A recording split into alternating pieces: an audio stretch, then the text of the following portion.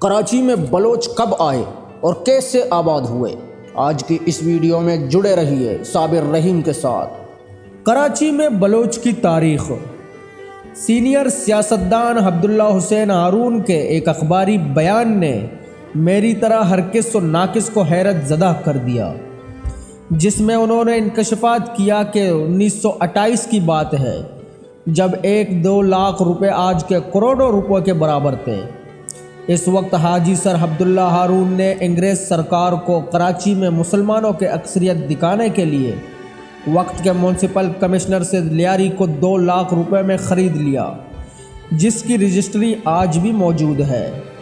اور لیاری میں 2 قوموں بلوچ اور سندھی کچی کو ایک ساتھ لا کر آباد کرنے کے لیے بلوچستان میں سرداروں اور نوابوں سے کئی ملاقاتیں کیے اور بلوچوں کو کراچی لانے پر آمادہ کیا۔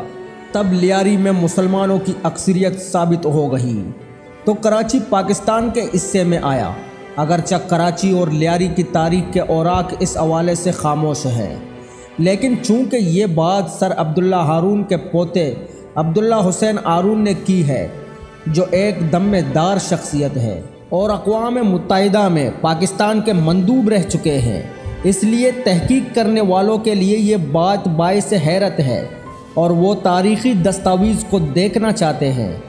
تاریخ کے اوراق بتاتے ہیں کہ کراچی شہر کی بنیاد 1729 کو رکھی گئی، جس وقت یہاں صرف 25 جھونپڑیاں تھیں۔ یہ لوگ ماہی گیر تھے اور مکران کے علاقے کلانچ سے آئے تھے۔ لیاری ندی کے کنارے آباد ہونے والی یہ آبادی لیاری آہستہ آہستہ بڑھتی گئی۔ مکران اور ایران بلوچستان سے ہجرت کر کے لوگ یہاں آباد ہو گئے تھے۔ تاریخ بتاتی ہے کہ کراچی میں بلوچوں کی آمد 3 ادوار پر مشتمل تھی۔ پہلا دور 1725 سے 1770 تک رہا، دوسرا دور 1797 اور تیسرا دور 1830 تھا۔ اس طرح لیاری اور یہاں آباد ہوئے۔ بلوچوں کو 3 صدیاں بیت چکی ہیں۔ آئیں تاریخ کے اوراق پلٹتے ہیں۔ 1725 میں کراچی ایک قصبہ کوک کے نام سے جانا جاتا تھا۔ جب ندی کے جنوب میں اور سمندر کے قریب ہونے کی وجہ سے اس کی تجارتی اہمیت ہوتی، لیکن سمندر کے ایک جگہ سے ہٹنے کی وجہ سے یہ بندرگاہ تباہ ہو گئی۔ 1729 میں کراچی بندرگاہ ڈربو کہلایا جانے لگا، جہاں تجارت شاہ بندر، لہری بندر، مسقط، صورت پور بندر اور ملبار بندرگاہ سے کی جاتی تھی۔ کراچی میں گزری کے نام سے بھی ایک چھوٹی بندرگاہ تھی، لیکن وہ اتنی معروف نہ تھی۔ آج گزری بڑی آبادی ہے۔ جب سندھ میں نور محمد کورڑوں کی حکومت تھی تو ان دنوں کراچی کی سرزمین پر مچیروں کی جھونپڑیاں تھے، جو صرف مچھلی کے شکار پر گزارا کرتے تھے۔ یہاں اس وقت کے قدیم مقامی آبادی مہاڑ بیل اور جوکیا قبائل کی تھی، جو سامان تجارت پر جنگی وصول کرتے تھے۔ اس وقت جوکیا کے سردار جام دریا خان جوکیا تھے۔ جب شاہ بندر بند ہوا تو وہاں کے باسی بھی کلاچی یعنی کہ کراچی میں آ کر آباد ہوئے۔ ان دنوں بلوچستان پر خان آف قلات کی حکومت تھی۔ اس دور میں ایران سے آنے والے بلوچوں کی اکثریت گڈھا، منگا پیر، ماڑی پور، ہاکسبے اور دیگر علاقوں میں آباد ہو گئی۔ حاجی خمیسہ عرف خمو یہاں کی سب سے عمر رسیدہ شخصیت تھی۔ بلوچوں نے زمینیں خریدے اور زمینداری کا پیشہ اختیار کیا۔ اس دور میں زراعت کا پیشہ بھی ایک کاروبار کی حیثیت رکھتا تھا۔ کراچی میں سب سے پہلے بلوچ کلمتی قبیلے سے تھے۔ کلمتی اور جوکیو قبیلے میں قریباً 18 جنگیں ہوئے۔ آج بھی منگو پیر جنگ شاہی اور نیشنل ہائی وے پر جتنی پرانی قبریں ملیں گی وہ یا کلمتیوں کی ہیں یا پھر جوکیوں کی۔ جنگ میں صلح ہونے کے بعد کلمتی یہاں مستقل طور پر آباد ہونا شروع ہو گئے اور کاشتکاری کے ساتھ ساتھ مویشیوں کی تجارت بھی کرنے لگے۔ بلوچ جلد ہی یہاں کی مقامی آبادی میں گل مل گئے۔ یہ پہلا دور تھا جو 1770 تک رہا۔ دوسرا دور میر خان قلات کا بھائی خان عبداللہ خان سندھ کے کورڑوں حاکموں کے ہاتھ قتل ہوا تو کورڑوں حکمرانوں نے خون بہا کے طور پر کراچی کی بندرگاہ خان آف قلات کے سپرد کر دی، جس کی وجہ سے اس بندرگاہ کا نام قلاتی بندرگاہ پڑ گیا۔ آگے جا کر اس کا نام کراچی بندرگاہ ہو گیا۔ خان قلات نے کراچی کی ترقی اور یہاں کا کاروبار دیکھتے ہوئے شہر میں ایک حاکم مقرر کر دیا جو لوگوں سے ٹیکس وصول کرتا تھا۔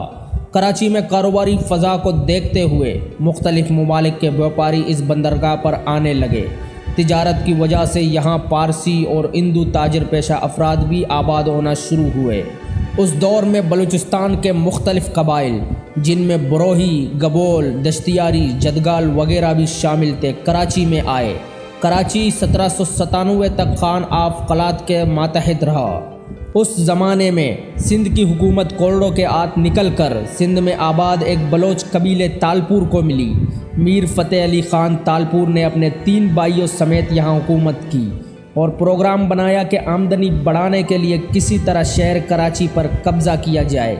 میاں فقیرو نے فوج کے ساتھ دوبارہ کراچی پر حملہ کیا لیکن اسے شکست کا سامنا کرنا پڑا۔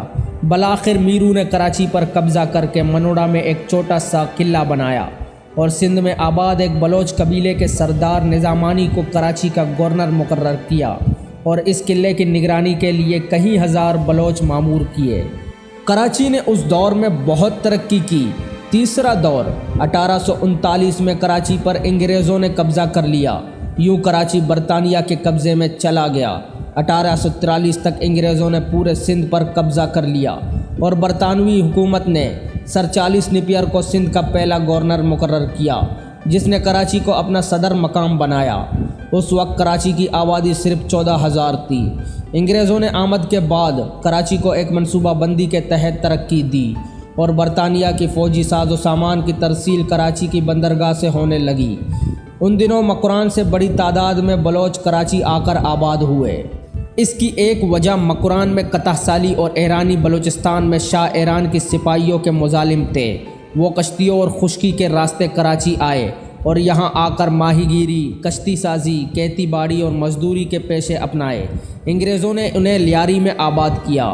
اس وقت لیاری جنگل، ویران کنڈر اور جنگلی جانوروں کا مسکن تھا۔ 1928 میں جب رضا شاہ پہلوی نے ایرانی بلوچستان پر قبضہ کر لیا تو دشتیار سے بھی بلوچ لیاری کراچی میں آ کر آباد ہوئے۔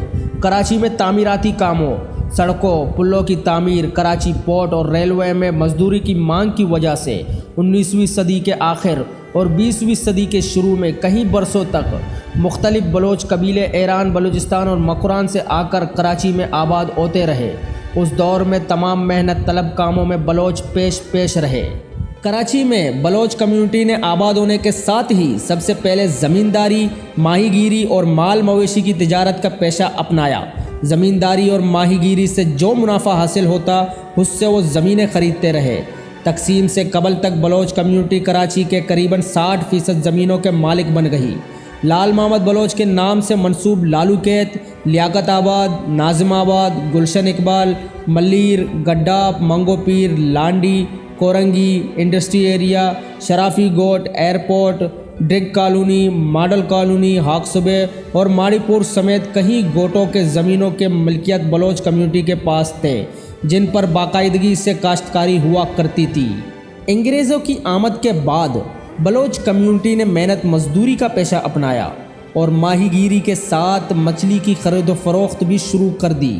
تقسیم سے قبل تک کراچی کے بلوچ کمیونٹی کے لوگ درج ذیل کاروبار کے بیوپاری تھے۔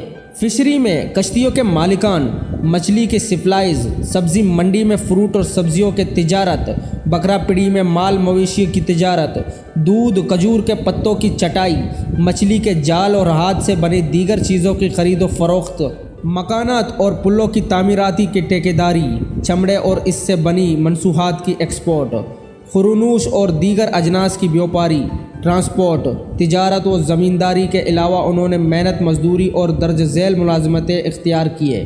سرنگیں کھودنا، ریلوے لائن کی پٹری بچھانا، پل تعمیر کرنا، سڑکیں بنانا، عمارتوں کی تعمیرات، پورٹ پر سامان اتارنا اور چڑھانا، ٹی پی ایکس ریلوے میں مزدوری کرنا، کلی کا کام کرنا، گدھا گاڑی اور اونٹ گاڑی چلانا، ٹرکوں سے سامان اتارنا اور چڑھانا، موٹر میکینک، سائیکل میکینک، سی مین، چمڑے کی رنگائی فشری میں مچھلیوں کی سپلائز کی ملازمت، پرائمری اسکولوں میں اردو سندھی کے استاد، ریلوے کے MC، KPT اور دیگر سرکاری اداروں میں چھوٹے عہدوں پر ملازمتیں اختیار کیے۔ مضبوط جسم رکھنے کی وجہ سے محنت طلب کاموں میں ان کی بڑی مانگ تھی۔